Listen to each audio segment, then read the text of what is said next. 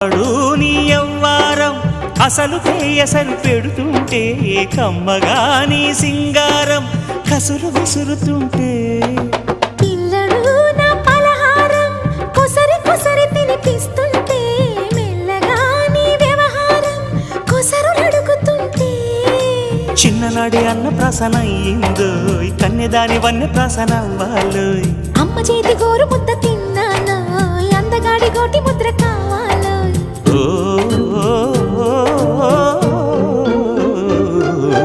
కాస్త నన్ను నువ్వు నిన్ను నేను కోరుకుంటే కోరుకున్న చోట నువ్వు నేను చేరుకున్న చోట ఉన్న దీపం మారుతుంటే ఆరుతున్న వేళ కన్నెకాలు జారుతుంటే